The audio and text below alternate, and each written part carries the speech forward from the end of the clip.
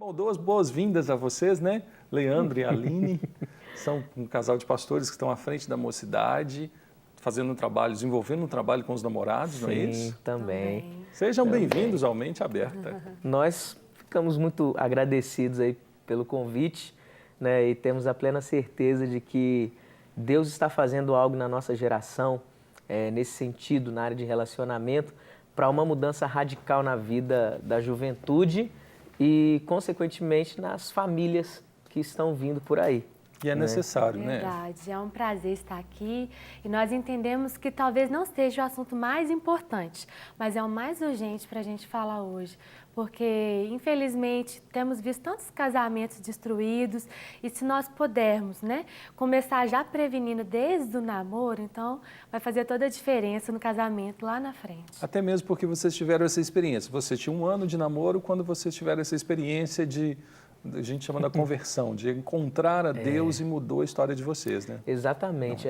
1 ano de namoro, eu com a Aline, e assim, eu gosto sempre de falar, às vezes a gente ministra na nossa célula, nos seminários que a gente dá, eu falo que esse 1 ano que nós namoramos sem ter conhecido a Cristo, a nossa vontade, os nossos desejos, era o de um casal de namorados de fora do mundo. A Aline era tão difícil que eu não conseguia arrumar nada. Então, assim, nós não ultrapassamos os limites antes de casar, né? Mas, só que algo muito interessante que aconteceu é que a gente converteu após 1 ano e eu percebi que esses desejos não tinham convertido, né?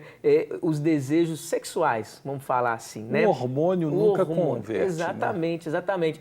Então, hoje tem jovens que chegam para mim, pastor, por favor, eu não estou aguentando, ora por mim para que Deus arranque esse hormônio, esse desejo sexual de mim. Eu falei, cara, você tem certeza de estar pedindo? Você vai precisar disso aí um dia, né? Então eu percebi que nessa nova jornada com Cristo, esse desejo sexual, ele não vai embora, mas nós podemos controlar porque nós temos o fruto do Espírito. É verdade. E eu lembro que minha mãe não era cristã, meus pais não eram cristãos, então eles não ficavam muito ali me ensinando, muito no meu pé, mas tinha algo muito forte dentro do meu coração. Se eu fizesse alguma coisa, se eu atropelasse, ia acontecer um arrependimento muito grande. Então eu via que diante daquelas vontades da carne, eu não me cedia aquelas pressões, sabe? Então, por mais que eu sentia vontade de tudo, eu falei assim, não, existe um tempo para isso. E o tempo chama casamento. Mesmo não conhecendo ainda Jesus, eu vi que o próprio Senhor me guardou ali e nós casamos, começamos, né, a namorar primeiro.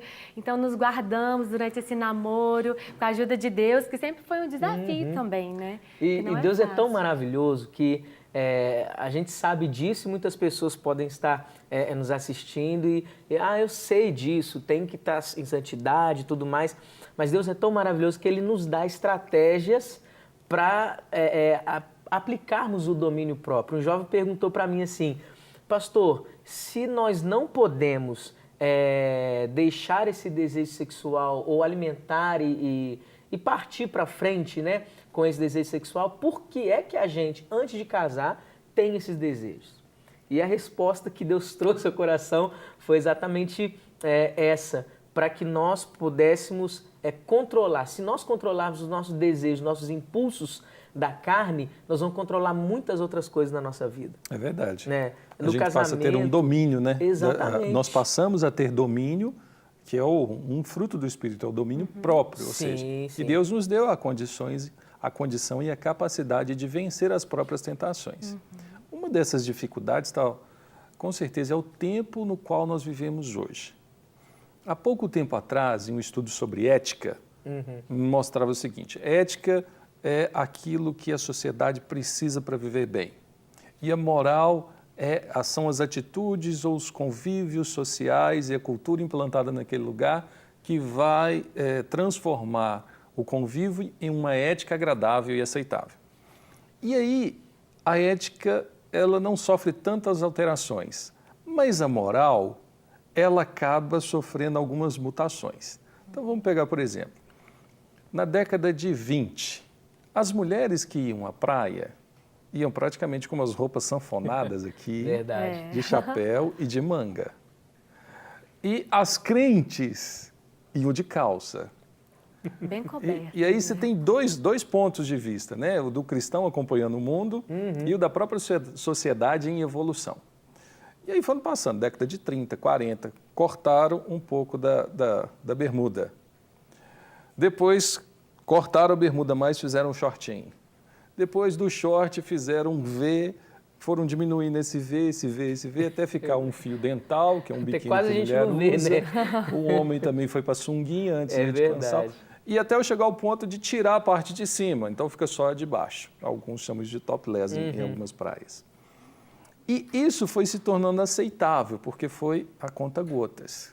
Então é muito comum, infelizmente, mas é muito comum andarmos pelas capitais ou não pelo interior e nos depararmos com outdoors, bancas de revistas, onde em todo tempo vamos falar assim, não é a sensualidade, mas o estímulo visual para o corpo. Né? E aí isso que a gente chama de apelo carnal, né? São os desejos de sexo, os desejos imaginários, aquilo que leva a uma depravação mental, isso acaba estimulando. Então, o adolescente hoje passa numa banca, ele não pode comprar, mas ele vê aquela quantidade de retratos. Você vê outdoors nas ruas. As propagandas hoje, na Rede Super não tem, mas na mídia em geral, na televisão, sempre apelam para o sensual. Carro tem sempre que ter uma mulher, e agora tem homens também. Então, sempre esse abuso, o homem sem camisa fazendo striptease, né? A gente vê nos programas dominicais à tarde, muito isso. As mulheres, por outro lado, vendendo mais a sua sensualidade do que a sua inteligência. Então, a gente chega num momento hoje que uma criança já de 5 anos vai crescendo com aquilo, estímulo. O menino chega na adolescência com 12 anos, ele está louco. Há 100 anos atrás, o desejo existia? Sim. Só que o estímulo não era tão grande. Exatamente. E aí entra um grande desafio. Vocês, em meio a essa quantidade de estímulo, vivendo já, sendo namorados, tiveram uma experiência que trouxe uma mudança radical numa escolha que não foi nem imposta pela própria família. Verdade. Ou seja, um desejo interno brotado de vocês dois no coração mudou a história. Eu quero me manter íntegro, agora sem praticar sexo. O governo distribuiu não sei quanto de camisinha de preservativos no feriado do carnaval. E assim vai, ou seja, é prevenção. Não é prevenção, é um incentivo, estímulo, né? É um estímulo. Alguém disse, Deus inventou o sexo seguro e o chamou de casamento. É o preservativo. Eu sei que são muitos desafios lidar com os jovens, mas como? Porque o jovem chega com aquele turbilhão, estou na faculdade, estou vendo isso, tem pressão, não posso, eu preciso. Como é que é, Leandro, quando o jovem chega perdido em meio a isso, confrontá-lo com o que a Bíblia diz? A gente aconselha muitos jovens hoje e recentemente um jovem veio com um questionamento assim, pastor, eu estou gostando de uma menina que ela é irmã do meu melhor amigo e já namorou um outro meu melhor amigo. O que é que eu faço? Eu preciso ser egoísta ou eu tenho que ser altruísta?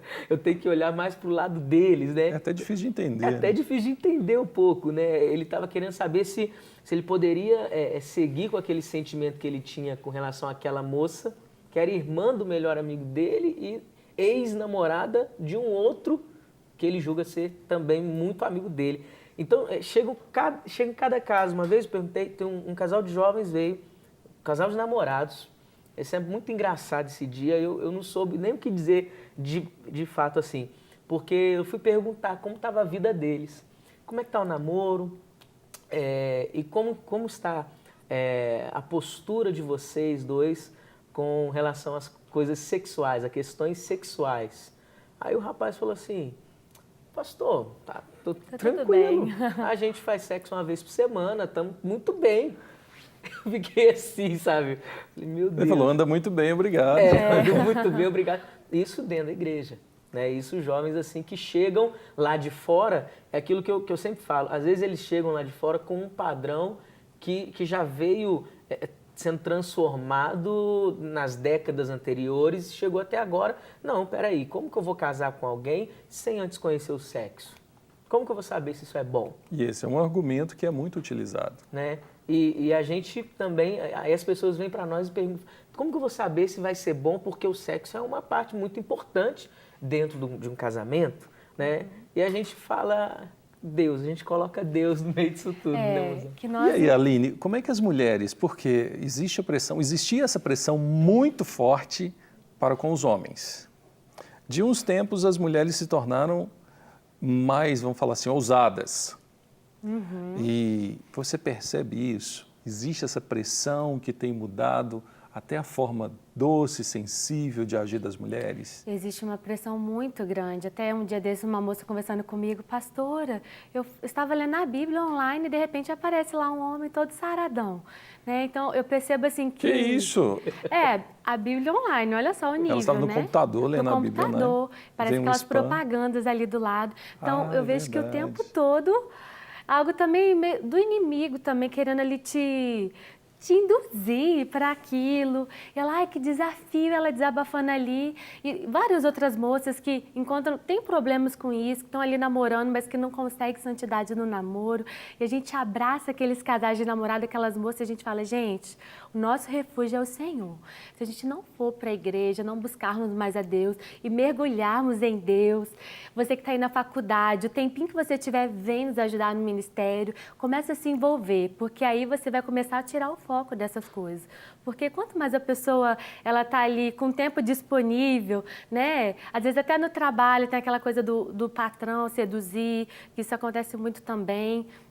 É porque a gente vive, gente, histórias. Nós que somos assim, vivemos no ambiente de igreja, não é que a gente vive alienado, mas é que em alguns momentos nós nem acreditamos nessas histórias, né? Nossa, mas como o patrão assediar um funcionário? Mas é real, infelizmente. Isso já até aconteceu comigo, inclusive. Eu lembro que foi o meu primeiro emprego ainda e certo dia eu tinha que fazer uma tarefa, era mirim, né, na minha cidade, e ele queria me levar, só que eu já estava muito seguro que ele me elogiava demais. Falei assim, não, eu não quero que o senhor, dá para eu ir sozinha, é bem tranquilo, e era um lugar próximo, que eu ia pagar uma conta, né. E ele começou a discutir ali comigo que eu tinha que ir com ele de qualquer forma. Falei, não vou. Ele, então, se você não for comigo, eu vou te demitir agora. Eu falei, então pode me demitir. E comecei a chorar, eu muito novinha, né? Eu tinha 16 anos de idade. Falei, pode me demitir, então. Aí eu fui chorando para a agência Mirim, falando o que aconteceu. Aí a esposa dele chegou para mim, perguntando, Aline, o que aconteceu? Por acaso ele te seduziu, ele fez alguma coisa com você? Acho que ela já me conhecia, né? Então, assim, infelizmente o mundo, ele tenta o tempo todo mesmo tragar as moças.